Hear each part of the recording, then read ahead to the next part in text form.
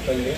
ఈ అభయాంజనేయ కూరగాయల మార్కెట్ నుంచి మడికి కూరగాయల మార్కెట్ నుంచి విజయవాడ వరద బాధితులకి కూరగాయలు పంపిస్తున్నామండి. ఎమ్మెల్యే గారు, మా స్థానిక ఎమ్మెల్యే గారు ఫోన్ చేసి ఇలాగ ఆదేశాలు పంపారని బండా పెట్టామని గారు ఈరోజు ప్యాకింగ్ చేస్తున్నామండి. వారు 6 గంటలు ప్యాకింగ్కి ఒక 4 5 కేజీలుగా ప్యాక్ చేస్తున్నామండి.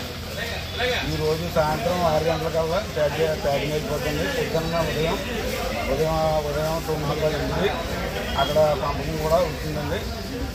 అందరూ ఇక్కడ సభ్యులందరూ కలిసి మార్కెట్ సభ్యులందరూ కలిసి ఇక్కడ అందిస్తూ ఉంటుందండి. ఇప్పుడు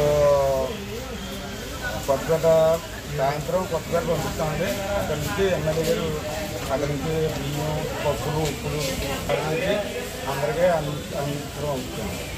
విజయవాడలో ఇటీవల కురిసిన వరదలు వర్షాలకి కారణంగా అక్కడ నిత్యావసర వస్తువులకి ఇబ్బంది పడుతున్నారని మా కొత్తపేట నియోజకవర్గం ఎమ్మెల్యే బండారు సత్యానందరావు గారు మా మార్కెట్ వారికి తెలియజేయడం అంది.